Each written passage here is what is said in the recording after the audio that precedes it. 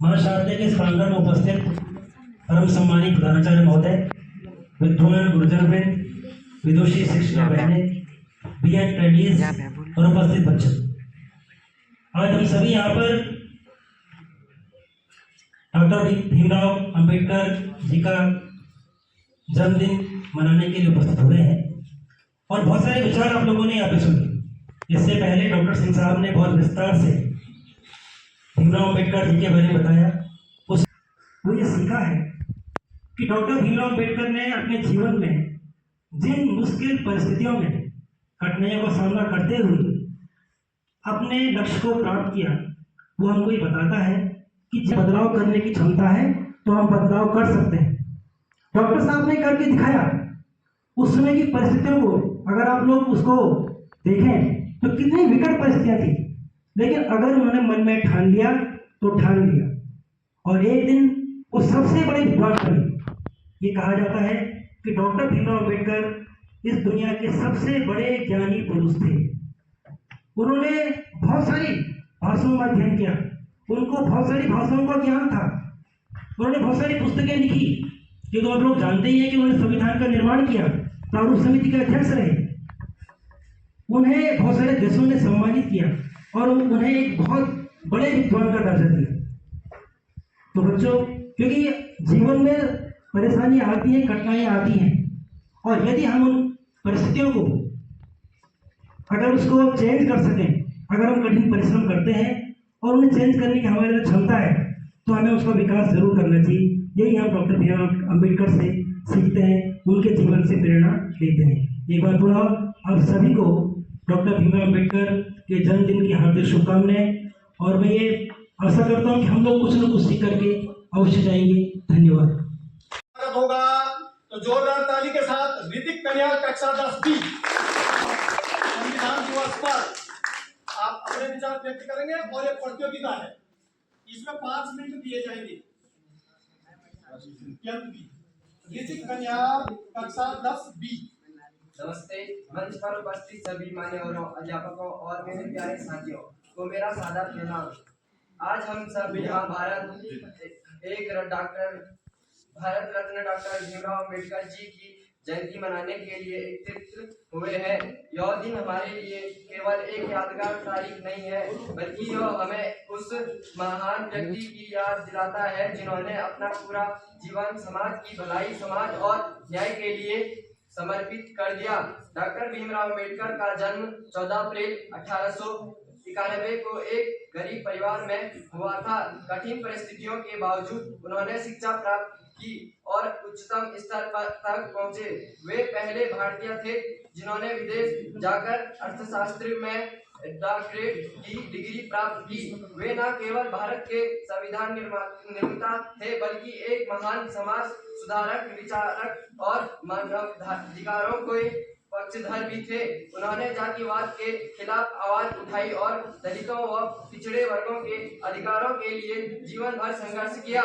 Doctor Ambedkar का सपना था एक ऐसा भारत जहां सभी को समान अधिकार मिल, किसी के साथ भेदभाव ना हो और हर व्यक्ति को शिक्षा, सम्मान और अवसर मिले। उन्होंने हमें संविधान के माध्यम से स्वतंत्रता, समानता और बंधुत्व का संदेश दिया।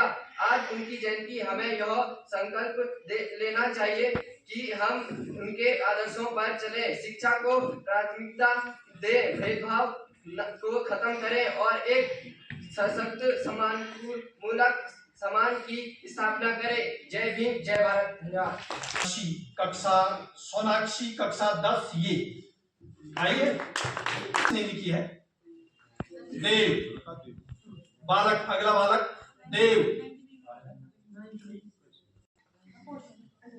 दिव्यांग सुनेगी तो आप अपना नाम दे सकते हैं। कुमारी खुशबू 9th B सॉरी, कुमारी खुशबू 9th B, ये नई बालिका है। सभी छोटे बड़े भाई बहनों, सबसे पहले आप सभी को आज हम सभी यहाँ पर डॉक्टर भीमराव जयंती मनाने के लिए एकत्रित हुए हैं। इनका उपनाम बाबा साहेब अम्बेडकर है। इनका जन्म 14 अप्रैल 1891 में मध्य प्रदेश के महू नामक स्थान पर हुआ था। इनके पिता का नाम रामजी मलोजी सतपाल था व इनकी माता का नाम और इनकी माता का नाम भीमाबाई सतपाल था। यह अपने माता पिता के चौथे व सबसे छोटे संतान थे। इनके पिता भारतीय ब्रिटिश सेना महू छावनी में सेवा में थे। यह निम्न जाति के होने के कारण इन्होंने बचपन से काफी अपमानजनक स्थितियों का सामना करना पड़ा। यह लंदन स्कूल ऑफ इकोनॉमिक्स और कोलंबिया के विश्वविद्यालय से इन्होंने अर्थशास्त्र में डॉक्टरेट की उपाधि प्राप्त की। यह भारत को अखंड भारत के रूप में देखना चाहते थे। इन्होंने एक ऐसे संविधान की रचना की जो अपने देश को निष्पक्ष और प्रगतिशील बनाए। यह 14 अक्टूबर 1956 में इन्होंने बौद्ध धर्म अपना लिया था। वह 6 दिसंबर 1956 में इनकी मृत्यु हो गई थी। इनकी मृत्यु नींद में इनके काफी लंबे समय से चल रहे मधुमेह व अन्य स्वास्थ्य बीमारियों के कारण हुई। धन्यवाद।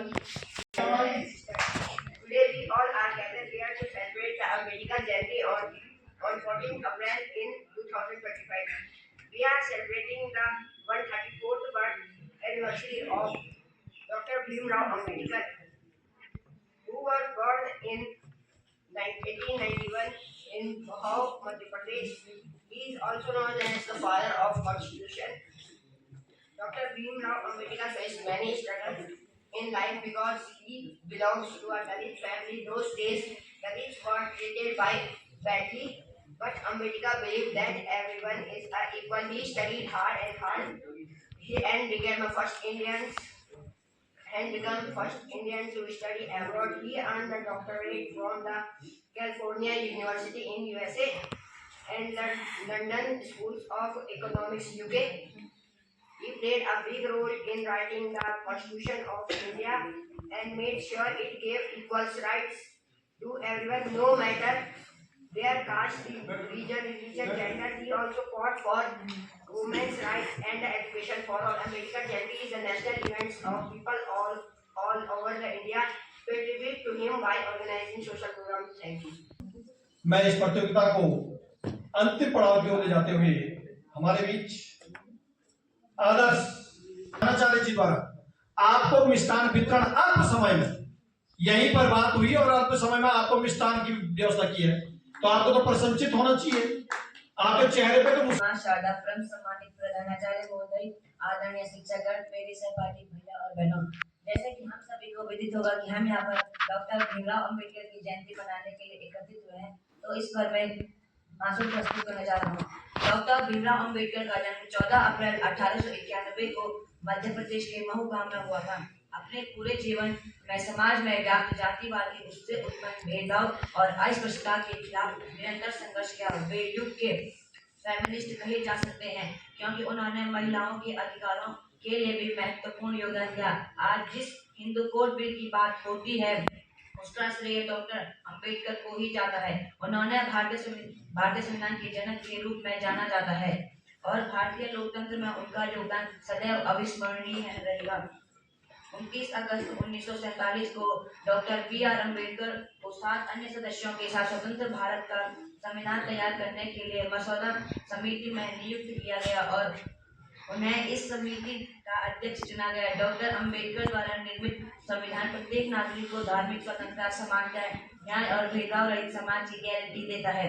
इसमें अस्पृश्यता के उन्मूलन और सभी प्रकार के भेदभाव को समाप्त करने की व्यवस्था की गई है। उनके कई उत्कृष्ट योगदानों के कारण उन्हें भारतीय संविधान के प्रमुख वास्तुकार के रूप में सम्मानित किया गया। सामाजिक कुरीतियों को समाप्त करने हेतु उनके प्रयास आज भी प्रेरणादायक हैं और यही कारण है कि उन्हें दलितों का मसीहा भी कहा जाता है। संविधान को 26 नवंबर 1949 को संसद द्वारा पारित किया गया और 26 जनवरी 1950 को लागू किया गया, जिसे हम आज गणतंत्र दिवस के रूप में मनाते हैं। डॉक्टर अंबेडकर ने भारतीय कानून और शिक्षा के क्षेत्र में भी अभूतपूर्व योगदान दिया। उन्होंने इंडिपेंडेंट लेबर पार्टी नामक एक राजनीतिक पार्टी की स्थापना की। स्वतंत्रता प्राप्ति के बाद वे भारत के पहले कानून मंत्री बने और संविधान निर्माण में प्रमुख भूमिका निभाई। उन्होंने भारत के न्यायपूर्ण, समानता मूलक और आधुनिक राष्ट्र की नींव रखी। डॉक्टर साहेब अम्बेडकर का जीवन और उनके विचार आज भी हमारे लिए प्रेरणादायक है। धन्यवाद।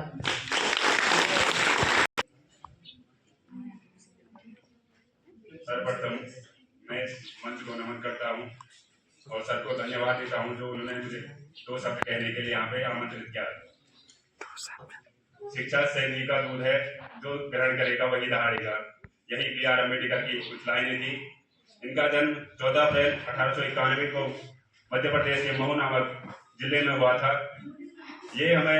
इनको हम संविधान का वास्तुकार भी मानते हैं, क्योंकि संविधान को बनाने में इनकी एक महत्वपूर्ण भूमिका है और प्रत्येक समाज को देखते हुए इन्होंने उस संविधान को लिखा था, चाहे वो महिलाएं हो, चाहे वो शोषित वर्ग हो, दलित वर्ग हो, चाहे वो कोई भी वर्ग हो समाज का, इन्होंने हर वर्ग को देख के वो संविधान लिखा था। इन्होंने उस संविधान में समानता, स्वतंत्रता, बंधुता इत्यादि शब्दों को जोड़ा था, जिससे भारत एक जो उस टाइम पे गुलाम था उससे उभर के एक सुपर पावर की ओर जा सके। मेरा मानना है कि यदि B.R. अम्बेडकर जैसा कोई एक और नेता हमारे देश में पैदा होगा तो भारत आने वाले 20 सालों में कहीं ना कहीं सुपर पावर की ओर जाएगा। B.R. अम्बेडकर एक ऐसे व्यक्ति थे जो हर चीज को झेलते हुए भी जब उन्होंने संविधान को लिखा तो उन्होंने ये नहीं देखा कि मैंने कितनी प्रताड़नाएं झेली और मुझे कितना कष्ट हुआ। उन्होंने यह देखा कि मैं समाज के हर तबके को किस प्रकार ऊंचा उठा सकता हूँ, भारत में समानता, स्वतंत्रता को किस प्रकार फैला सकता हूँ। 1956 में B.R. अम्बेडकर द्वारा बौद्ध धर्म को अपनाया गया, क्योंकि ये हिंदू धर्म की कुरीतियों से क्या परेशान हो चुके थे। और जब 1932 का पूना पैक्ट होता है तो गांधी जी द्वारा एक लाइन लिखी जाती है पूना पैक्ट में कि जो दलित वर्ग है उनको मंदिर में घुसने दिया जाएगा, लेकिन B.R. अम्बेडकर कहते हैं इस लाइन को काट दिया जाए और ये लिखा जाए कि जो बजट का 1% हिस्सा है वो दलितों की शिक्षा पर खर्च हो, क्योंकि उनको पता था इस समाज में यदि परिवर्तन होगा तो सिर्फ शिक्षा से ही होगा। उनको ये था कि जो झुक सकता है वो झुका भी सकता है। और मैं अंत में यही कहना चाहता हूँ कि शिक्षा ही एक ऐसा साधन है आपके पास जिससे आप कहीं भी पहुंच सकते हैं। धन्यवाद।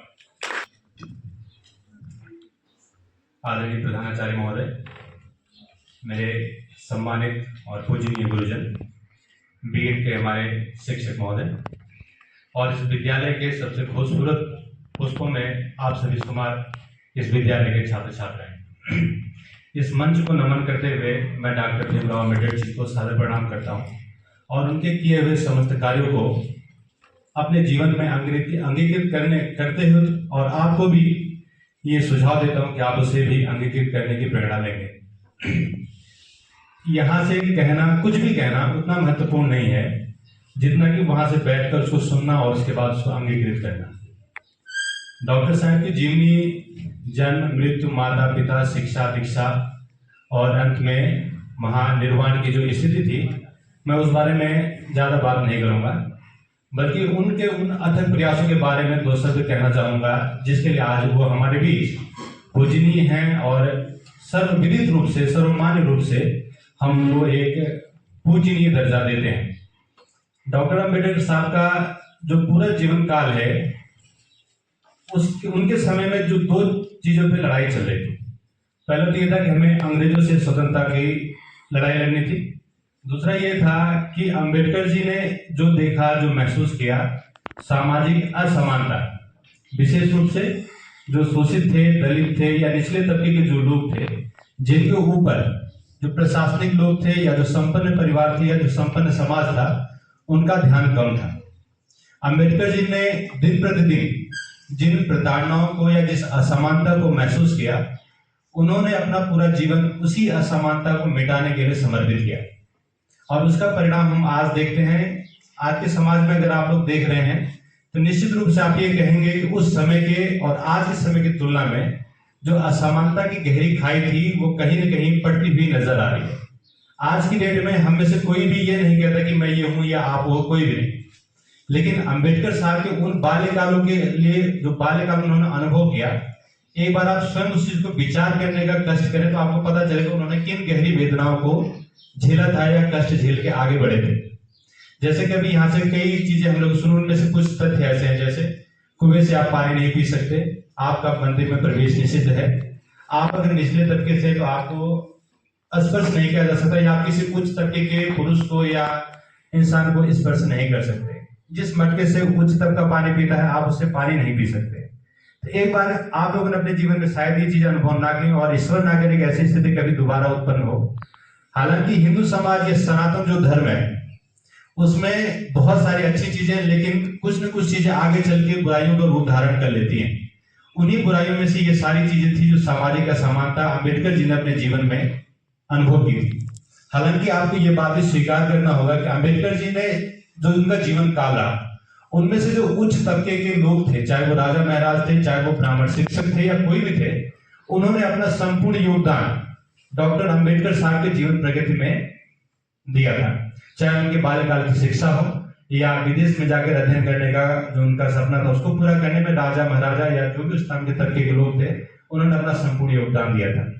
हमेशा एक शब्द में ऐसा नहीं कह सकते कि अंबेडकर साहब के पूरे जीवन काल में सिर्फ क्या है असमानताओं का सामना किया। वहां ऐसे लोग भी थे जो इस समानताओं को बनाए हुए थे और असमानताओं की गहरी खाई को पाटने में अपना कर्तव्य निभा रहे थे। अंत में इसी असमानता को जब अंबेडकर साहब थक गए कि भाई हिंदू समाज में सारे वर्ग एक समान है, चाहे वो ब्राह्मण हो, क्षत्रिय हो, वैश्य, शूद्र हो, सभी एक ही ईश्वर की संतान है, तो इसमें ऐसा भेदभाव हमें नहीं करना चाहिए। और अंत में अपने सारे प्रयासों से जब वो थक गए कि हमें ऐसा नहीं करना चाहिए, तो अंत में उन्होंने एक दूसरा रास्ता चुना। उन्होंने कहा कि मैं हिंदू धर्म का ही त्याग कर दूंगा और इसी से यानी कि जो हमारा सनातन धर्म है उसमें हमारे पास कई चीजें जैसे हिंदू धर्म मानते हैं, बौद्ध धर्म उसी की शाखा है, जैन धर्म उसी की शाखा है, सभी उसी की। तो अंत में उन्होंने बौद्ध धर्म स्वीकार किया। उसके पीछे रीजन क्या है कि बाल्यकाल में जब शिक्षा में ग्रहण करे तो उसी टाइम उन्हें गौतम बुद्ध की एक जीवनी दी गई थी। तो उस जीवनी को पढ़कर उन्होंने उसको आत्मसात किया और उन्होंने अनुभव किया कि हिंदू धर्म की कुरीतियों के तुलना में जो बौद्ध धर्म है वहां समानता पे ज्यादा बल दिया जाता है और असमानता है वहां नाम मात्र की थी। तो अंत में जब वो हार गई इस चीज से कि मैं हिंदू धर्म की कुरीतियों को खत्म नहीं कर पाऊंगा, तो उन्होंने ये निर्णय लिया कि मैं जो है बौद्ध धर्म स्वीकार करूंगा। लेकिन उससे भी बड़ी बात क्या है, अंत में जब उन्होंने बौद्ध धर्म स्वीकारा नासिक में या कहीं, तो उनके साथ जो बौद्ध धर्म को स्वीकार करने वालों की संख्या थी वो 5 लाख या 10 लाख ऐसी बताई जाती है, जो कि अपने आप में एक बहुत बड़ी संख्या है कि हिंदू धर्म का एक इतनी बड़ी जनसंख्या एक साथ अपना धर्मांतरण करके बौद्ध धर्म को स्वीकार किया, सिर्फ इसलिए ताकि वो इन गहरी असमानताओं से अपने आप को मुक्ति प्रदान कर सके। और जो धर्मांतरण उस टाइम पे एक अच्छी चीज हुई कि उन्होंने हिंदू धर्म से बौद्ध धर्म में अपना परिवर्तन किया। लेकिन आज की डेट में इसी चीज को अगर आप देखें तो ये एक बहुत बड़ी समस्या हो चुकी है। अगर आप पूर्वोत्तर के राज्य देखें तो वहां ईसाई धर्म का कन्वर्जन से आपके सामने हिंदू भाई बहन वो ईसाई में कन्वर्ट हो रहे हैं, फिर चाहे वो धन के लालच में कर रहे हो या किसी लालच में, कहीं मुस्लिम धर्म में कन्वर्जन बढ़ रहा है, कहीं किसी धर्म में कन्वर्जन बढ़ रहा है।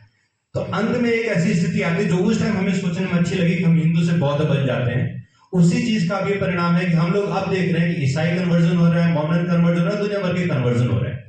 तो कहने का मेरा मतलब यह है कि एक टाइम पे जो चीज वरदान लगती है दूसरे टाइम पे वही चीज अभिशाप बनती है। लेकिन हम लोग अपनी बात को अम्बेडकर साहब तक सीमित रखेंगे और अंत में जब उन्होंने बौद्ध धर्म स्वीकारा तभी उनका जो मुख्य उद्देश्य था वो सनातन धर्म को छोड़कर किसी और धर्म की तरफ नहीं देखा। उन्होंने हो सकता था कि वो ईसाई धर्म स्वीकार कर लेते क्योंकि उस टाइम अंग्रेजों का शासन था, हो सकता है कि वो मुस्लिम धर्म स्वीकार कर लेते क्योंकि वो दूसरा धर्म था जो हमारे देश में बाहुल्य में है। लेकिन उन्होंने स्वीकार क्या किया कि सनातन धर्म का ही यहां जाऊंगा।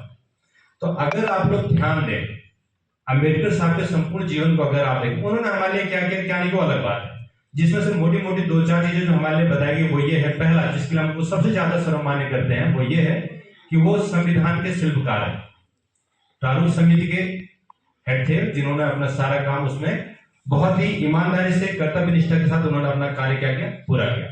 दूसरा जो उन्होंने महत्वपूर्ण था वो ये था कि महिलाओं से संबंधित उस टाइम की जो बात थी उसमें जो पुरुष प्रधान समाज था उस समय महिलाओं के अधिकारों की बात नहीं हो रही थी, चाहे वो उच्च तबके की महिलाएं हो या फिर निम्न तबके की महिलाएं हो। तो अंबेडकर साहब का पूरा ध्यान इस बात पे भी गया कि हम लोग पुरुषों के विकास के साथ साथ महिलाओं के विकास पे भी अपना ध्यान आकर्षित करेंगे।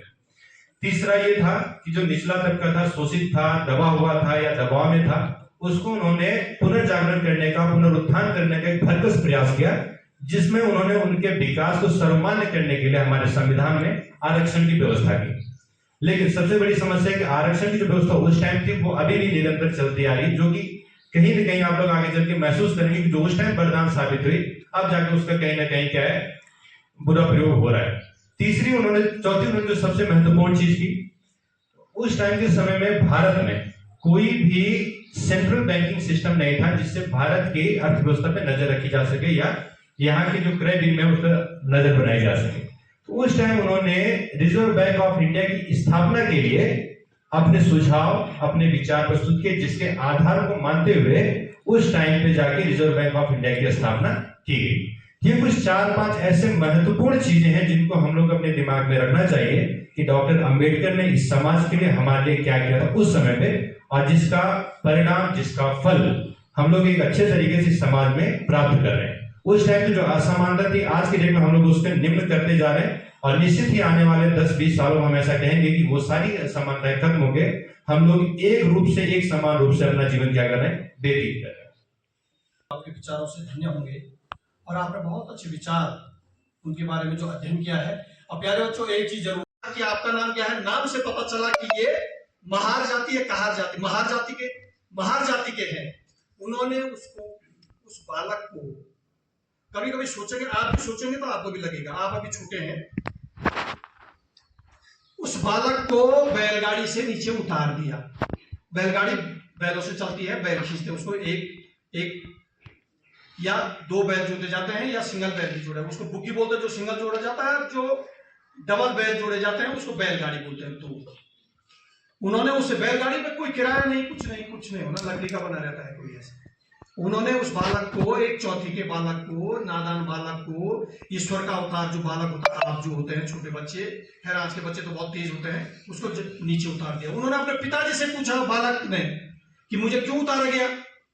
तो उस दिन उसके पिताजी ने बहुत सारी चीजें बोली। वो बालक जो था, उन्होंने बहुत सारी चीजें उसको बताई और बरगलाए, मतलब बच्चे जैसे हम बच्चे को अपने बरगलाते हैं। उन्होंने उस दिन एक सोच दिया और ठान दिया। आज नहीं है समाज में ऐसा, कहीं होगा, पर आज समाज में वैसा नहीं है जैसा उस समय की स्थिति थी। उन्होंने कहा, मैं इतना बड़ा आदमी बनूंगा कि मैं ये सारा सिस्टम बदल दूंगा, मैं इतना बड़ा आदमी बनूंगा कि मैं सारा सिस्टम बदल दूंगा।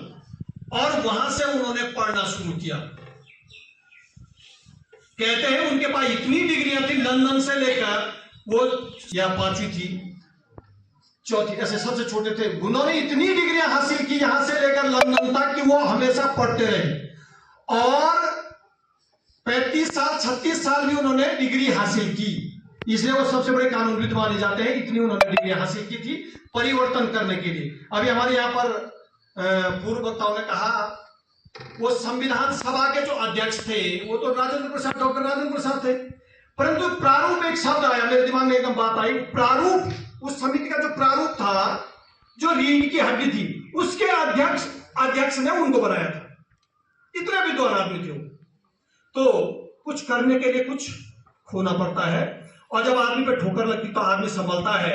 ऐसे महान विभूति की जन्म दिवस पर हम यहाँ पर जब इकट्ठा हुए हैं, आपने जो यहाँ पर प्रतियोगिता में भाग लिया, आप बधाई के पात्र हैं। इस रिजल्ट को आपके सामने आप भी उत्सुक होंगे। जेल की सलाखों में गए और इस प्रकार से लास्ट में भारत स्वतंत्र हुआ 1947 में। स्वतंत्रता के पश्चात जो हमारे गवर्नर थे, अंग्रेज थे, उन्होंने कहा, भाई हम भारत को स्वतंत्र तो दे रहे हैं, पर तुम इस देश को कैसे चलाएंगे, किस आधार पर चलाएंगे, इसके लिए तुम क्या करना चाहते हो। उन्होंने कहा, भाई करना तो पड़ेगा ही, कुछ तो करना ही पड़ेगा, और किसी भी देश को चलाने के लिए कुछ न कुछ लिखा हुआ होना ही चाहिए, जिसके लिए संविधान की रूपरेखा प्रस्तुत की जाने लगी।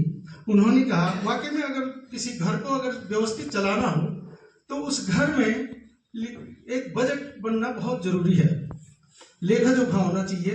और इस प्रकार से हमारा जो संविधान बना, कुछ समय लगा उस पर, 2 साल 11 महीने 18 दिन। और हमारे जो विद्वान लोग थे उसके सभापति थे अंबेडकर, और साथ में अन्य विद्वानगण भी थे जिनकी वो बार बार साइड में कनेक्टिविटी में रहते थे। लिखित रूप में एक दूसरा हमारा संविधान बना, और यह ऐसा संविधान बना जिसको लचीला भी कह सकते हैं और कठोरता के साथ भी देख सकते हैं। कुछ इस प्रकार से संविधान बना कि आज भी हम लोग के बीच में सामाजिकता के जो विकास है उसके लिए आज भी खरा उतरता है। यानी कि 1947 में जो संविधान बना, 1951 में 26 जनवरी 1950 में लागू हुआ। और इस प्रकार से संविधान बनने के बाद हमारे देशवासियों के बीच कार्यपालिका, न्यायपालिका, व्यवस्थापिका, ये सारी चीजें लागू होने बैठ गई और हमारा देश उस आधार पे आगे बढ़ने लगा। आज हम लोग इस महान विभूति का जन्मोत्सव मनाने के लिए, जयंती मनाने के लिए यहाँ पे इकट्ठे हुए हैं। सभी लोगों को पता है कि अम्बेडकर के कहाँ के थे, अम्बेडकर ने क्या किया, अम्बेडकर के साथ कितनी विसंगतियां रही, और उन विसंगतियों के बीच में उन्होंने अपने शिक्षा के द्वारा अपने सबसे सर्वोच्च स्थान को प्राप्त किया। और जैसे ही चुनाव हुए भारतवर्ष के, इस समय ये बन गए कानून मंत्री, और तत्पश्चात भारत देश को चलाने में सब लोगों की अहम भूमिकाएं रही। सभी लोगों का हार्दिक स्वागत है। आज हम लोग अम्बेडकर के जयंती पे इकट्ठे हुए हैं, और हमारे साथी और प्रशिक्षु लोग यहाँ पे आए हैं। वाकई में कुछ विसंगतियाँ बन रही थी, हमारे प्रधानाचार्य महोदय यहाँ पे थे नहीं, परंतु आप लोग आए और इस कार्यक्रम को एक भव्य रूप दिया। इसके लिए सबका हृदय से धन्यवाद करता हूँ।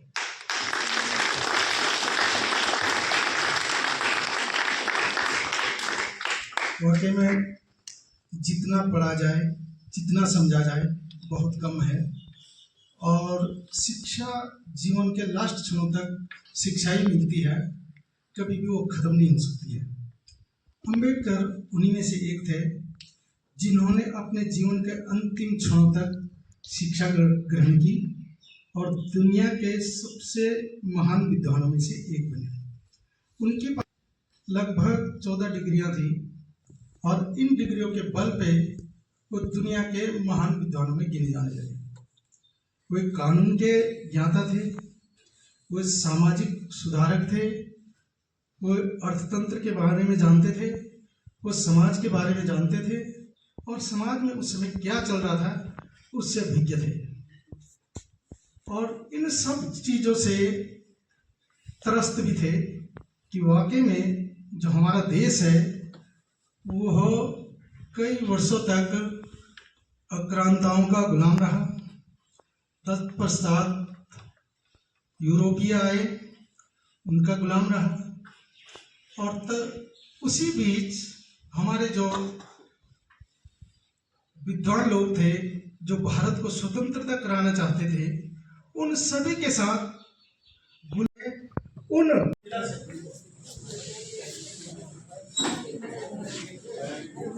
मैं नजर मेरी चारों तरफ है, कोई बच्चा चीटिंग और शूटिंग नहीं करेगा। शूटिंग एक नया शब्द लाया हूं मैं, चीटिंग और शूटिंग। चलते रहो बेटा।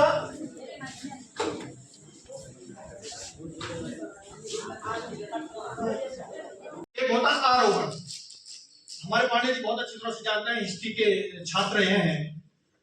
15 अगस्त 1947 बोला जाता है कि प्रधानमंत्री कब झंडा फहराते हैं और राष्ट्रपति कब फहराते हैं। तो 15 अगस्त 1947 को देश आजाद हुआ। सीधी सीधी बात है, कॉन्सेप्ट क्लियर। आप अपने दिमाग में रखो, इतने बच्चे तो ही समझ जाएंगे। 15 अगस्त 1947 को हमारा देश क्या हुआ? आजाद हुआ। हमारे देश में उस समय राष्ट्रपति नहीं था, तो कौन थे? नए प्रधानमंत्री का चुनाव हुआ जो थे पंडित जवाहरलाल नेहरू। तो वहां झंडा किसका लगा था? पहले से अंग्रेजों का झंडा। हमारे देश में तो अंग्रेजों का शासन था, अंग्रेजों का झंडा लगा था। तो हमने क्या किया, 14 तारीख की रात्रि 12:01 पर, जिसको 15 तारीख बोला जाता है, 15 अगस्त बोला जाता है, देश के प्रथम प्रधानमंत्री जी द्वारा उसका आरोहण किया गया। एक झंडा उतारा गया और हमारे देश का झंडा तिरंगा चढ़ाया गया। तो आरोहण है। सीधा सीधा क्या हो गया कि 15 अगस्त को राष्ट्रपति नहीं थे, इसलिए प्रधानमंत्री द्वारा ध्वजारोहण किया गया। तो आरोहण, एक बार मुझे आया था ये क्वेश्चन जीके में किसी प्रतियोगिता में, उस समय मेरे दिमाग में थी नहीं, बाद में मैंने अध्ययन किया तो पता चला 15 अगस्त को, हर 15 अगस्त को देश का प्रधानमंत्री इसलिए झंडारोहण करते हैं क्योंकि देश में राष्ट्रपति नहीं थी। कंफ्यूज तो नहीं है? 15 अगस्त 1947 को देश आजाद हुआ, प्रधानमंत्री द्वारा झंडारोहण किया गया। 26 जनवरी 1950 को राष्ट्रपति का चुनाव हो गया। हमारा क्या गणतंत्र दिवस हो गया, गणराज्य की स्थापना हो गई, हमारा संविधान लागू हो गया। तो ऑलरेडी हमारा झंडा टंगा था पहले से, उसका क्या कर दिया, ध्वजारोहण किया। किसने? राष्ट्रपति ने। तो ठीक 26 जनवरी को राष्ट्रपति और 15 अगस्त को प्रधानमंत्री। ये तो दिमाग में बैठ गई। थोड़ा मैंने लंबा खींचा इसलिए कंफ्यूजन हो गया होगा। आप घर में जाना, एक बार इसको अध्ययन करना, आपको भविष्य में जरूर ऐसे क्वेश्चन आएंगे। अब